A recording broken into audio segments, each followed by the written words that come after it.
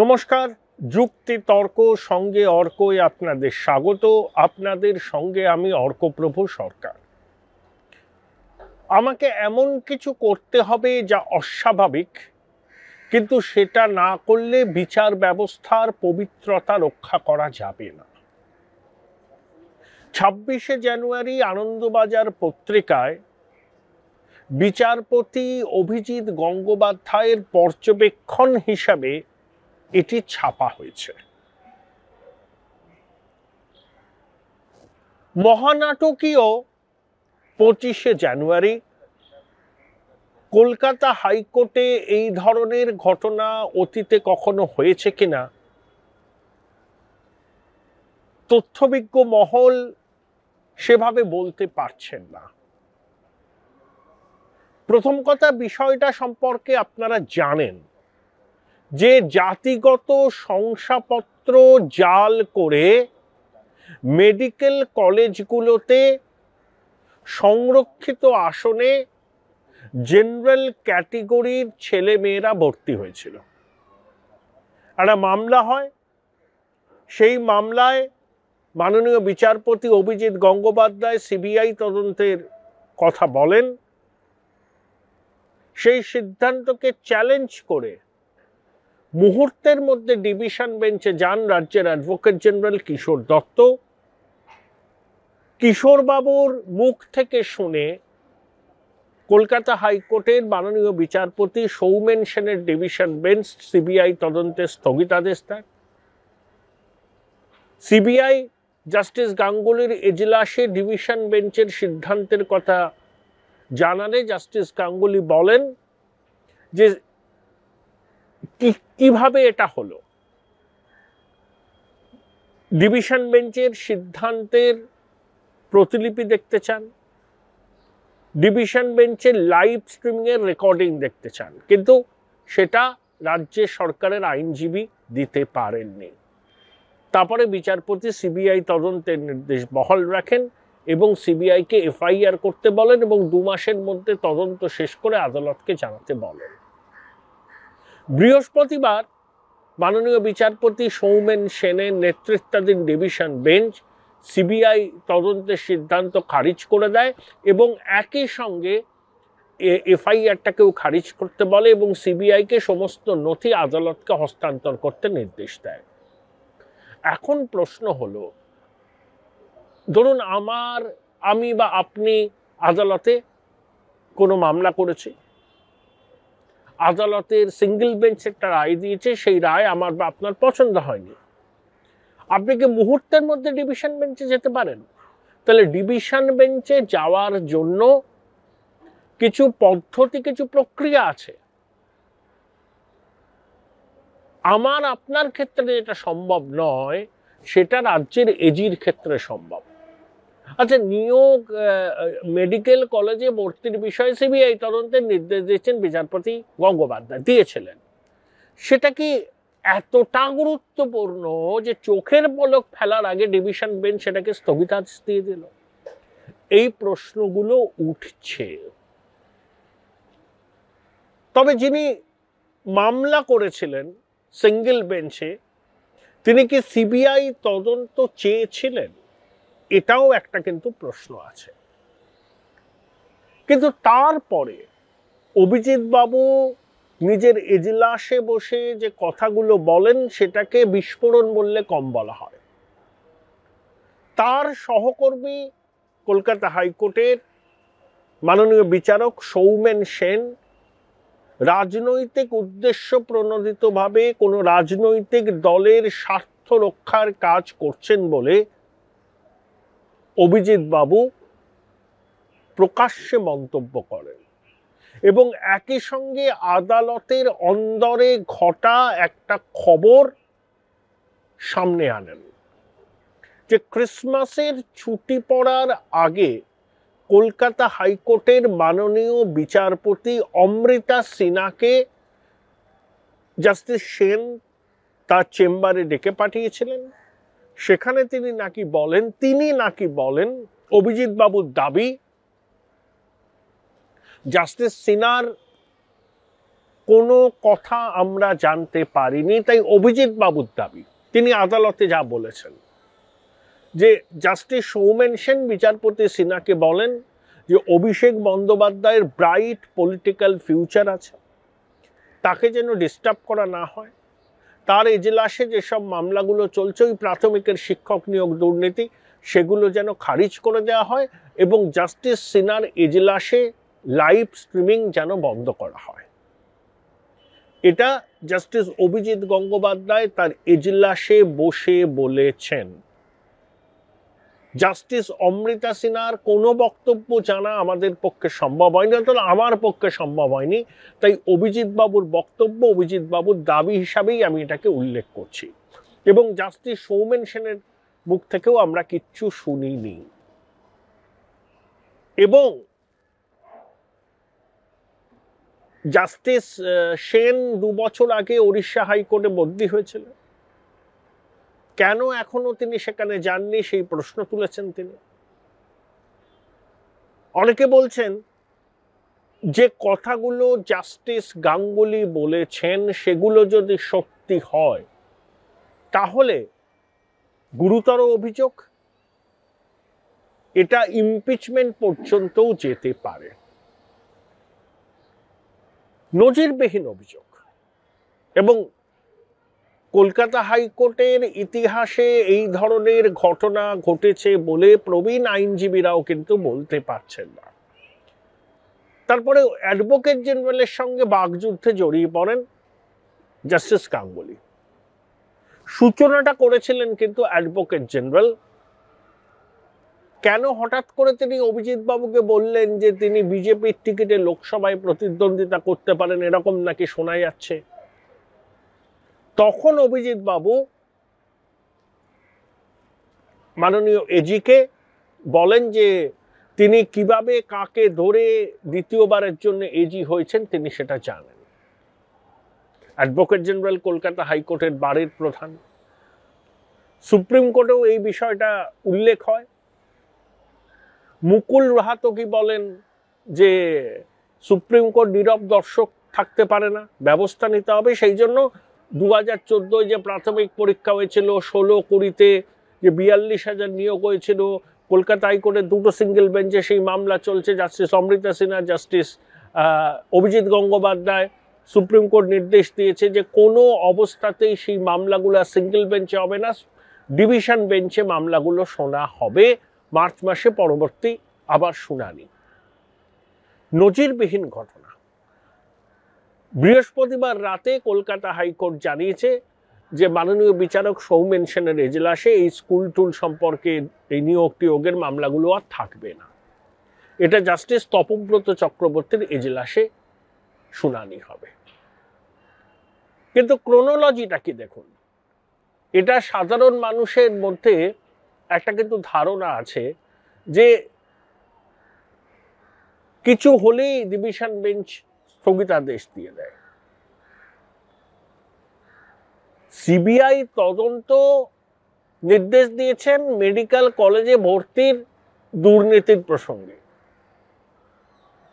তা রাজ্য সরকারের এই সিবিআই তদন্ত হলে আপত্তিটা কোথায়?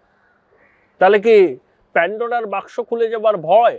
সেই জন্যই এজি তড়িঘড়ি ডিভিশন বেঞ্চে গিয়ে চোখের পলক ফেলার আগে একটা স্থগিতাদেশ নিয়ে একটা স্বস্তির নিঃশ্বাস ফেলতে চাইছিলেন। যে সরকার বলে তাদের জিরো টলারেন্স দুর্নীতির বিষয়ে, সেই সরকার দুর্নীতির তদন্ত কেন্দ্রীয় এজেন্সি করলে পরেই তাতে স্থগিতাদেশ চেয়ে সর্বোচ্চ আদালত পর্যন্ত দৌড়ায় এবং নামি দামি আইনজীবীকে নিয়োগ করে। তাদের অ্যাস্ট্রোনমিক্যাল ফিজ সেটা দিতে হয়, সেই টাকাটা আমার আপনার করের টাকা থেকেই আসে।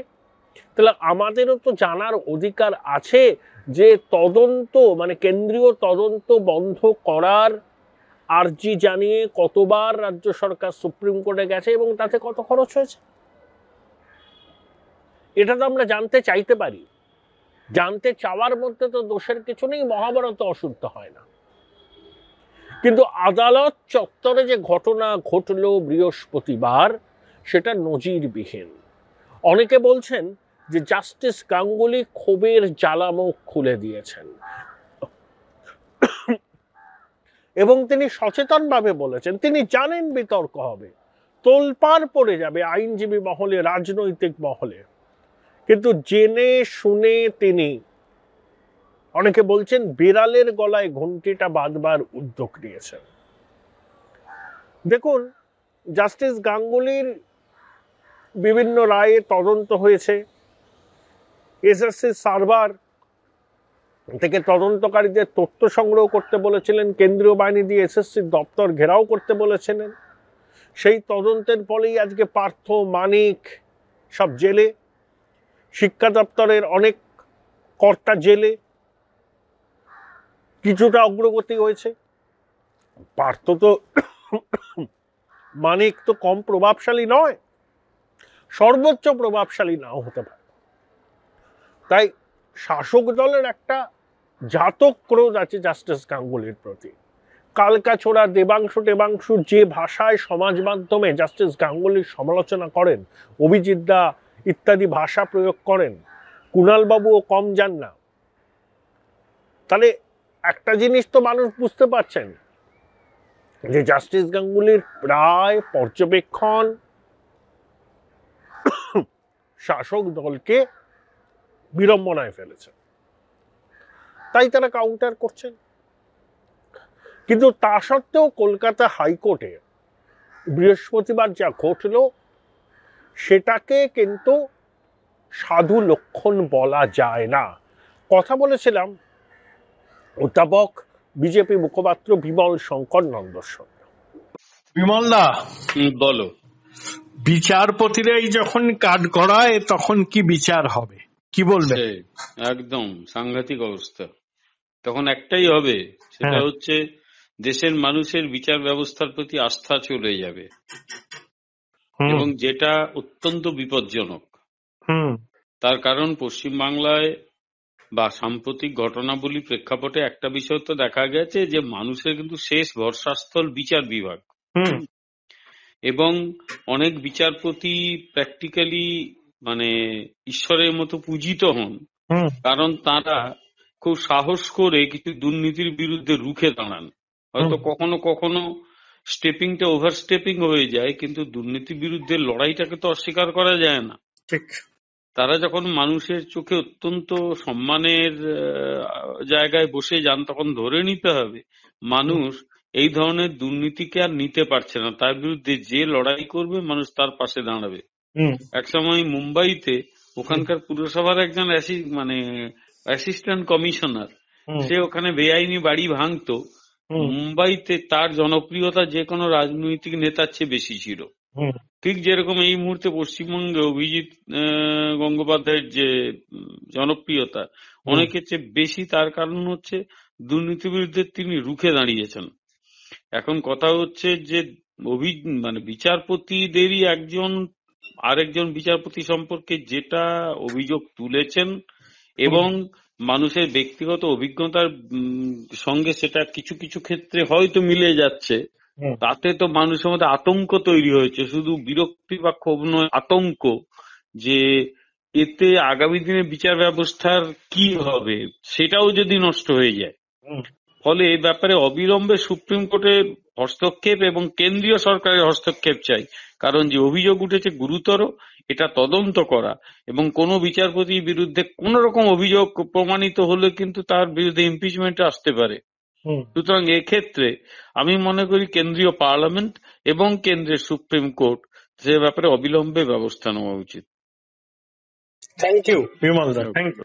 অবকাশ কাটিয়ে আদালত খুললে পরে বিচারপতিদের এই দ্বৈরথের অভিঘাত কি পড়েছে সে সম্পর্কে বোঝা যাবে, কিন্তু জল বহুদূর গড়াবে সেটা একজন লেম্যান হিসাবে আমি বুঝতে পারছি। আপনারাও বোধহয় আমার সঙ্গে সহমত পোষণ করবেন, কারণ যে পর্যায়ে গেছে দ্বৈরথটা, রাতারাতি তা মেটার সম্ভাবনা কম, এবং লাগারে রাজনৈতিক টিকা টিপ্পণী চলতে থাকবে। ইতিমধ্যে কল্যাণ বন্দ্যোপাধ্যায় দেখলাম এক জায়গায় বলেছেন, তাকে উদ্ধৃত করে, যে বিগত 2 বছর ধরে মাননীয় বিচারক অভিজিৎ গঙ্গোপাধ্যায় কাদের সঙ্গে কথা বলেছেন টেলিফোনে তার কল লিস্ট চেক করা হোক।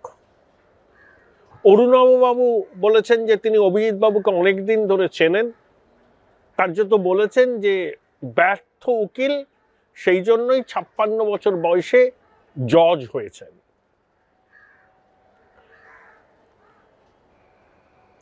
বিকাশবাবুর জুনিয়র ছিলেন অভিজিৎ বাবু যখন তিনি আইনজীবী ছিলেন, তাই সহজেই তার গায়ে বামপন্থী তকমা লাগিয়ে দিচ্ছেন অরুণাভ ঘোষ, কল্যাণ বন্দ্যোপাধ্যায়। কিন্তু আবার অরুণাভবাবু এটাও বলেন যে অভিজিৎ বাবু অত্যন্ত সৎ ছেলে।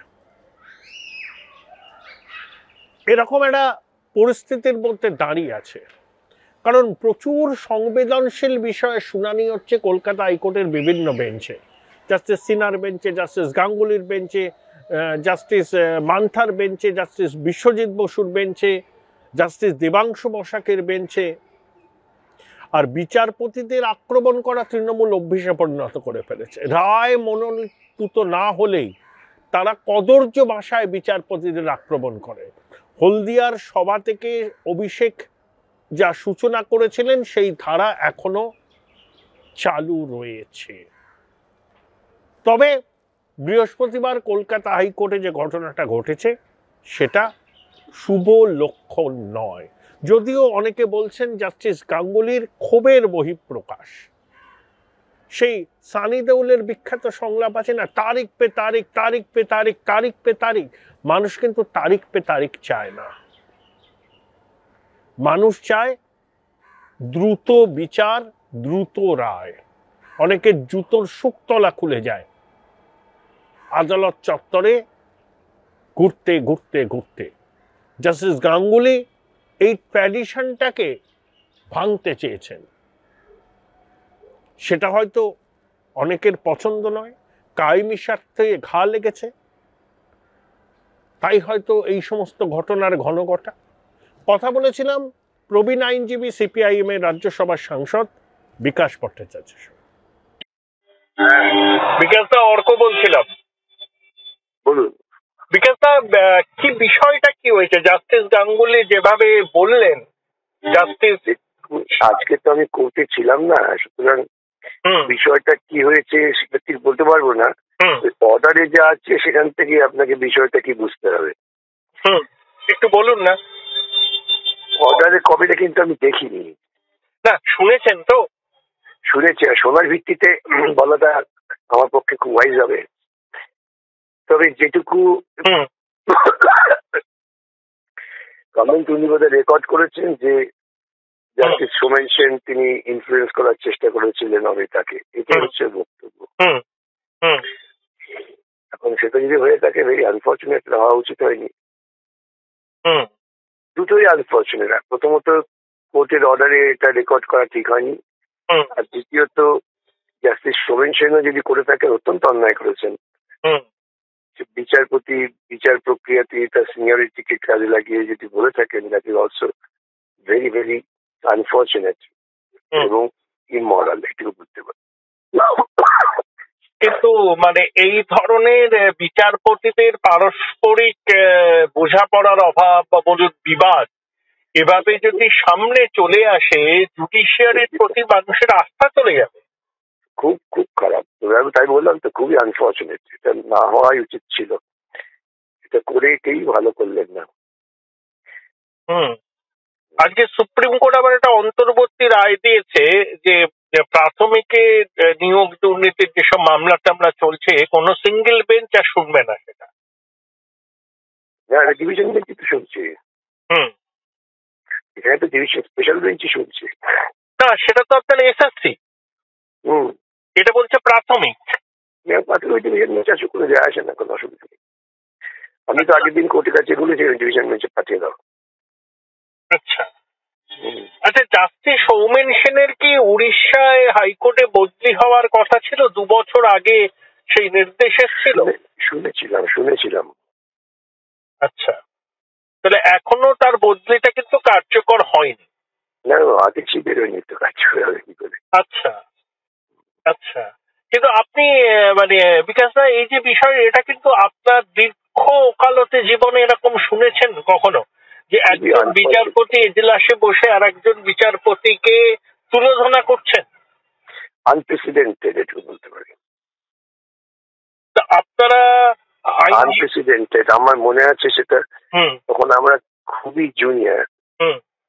জাস্টিস সব্যসাচী মুখার্জি, এইরকম একটা পরিস্থিতি তৈরি হয়।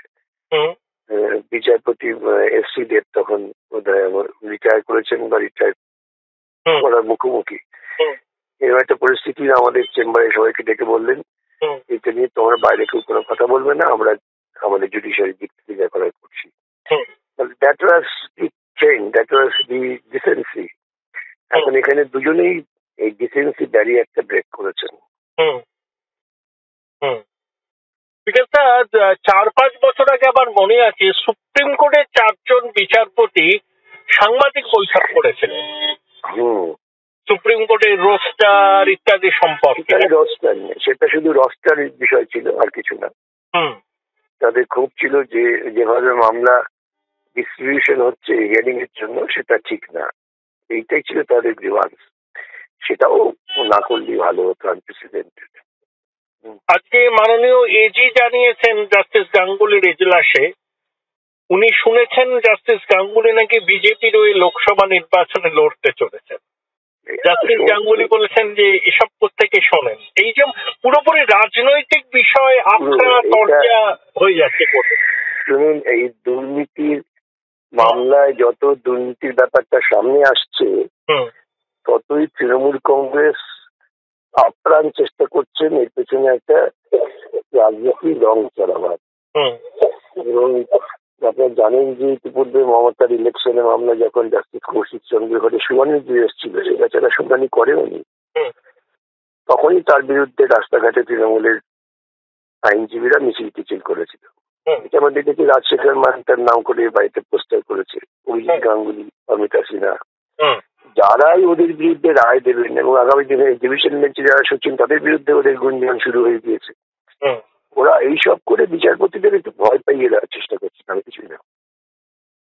কলকাতা হাইকোর্টের মাননীয় প্রধান বিচারপতি, সুপ্রিম কোর্টের প্রধান বিচারপতিও এই বিষয়টা সম্পর্কে অবগত, যেটা জাস্টিস গাঙ্গুলি বলেছেন। আপনারা কি ধরনের পদক্ষেপ এক্সপেক্ট করছেন? সেটা কিছু করার নেই, এগুলো নিজেদের মধ্যে বসে তারা একটা ডেকোরাম ঠিক করতে পারে, বেশি কিছু করার নেই। তাও মানে এটা বিয়ন্ড প্রপোর্শন চলে গেল না ব্যাপারটা? একেবারে পুরোপুরি, আমি বললাম অবাঞ্ছিত, প্রথমেই তো বলেছি। Thank you Bikash sir, thank you, thank you. Join Indian Institute of Hotel Management now. Right choice, right decision.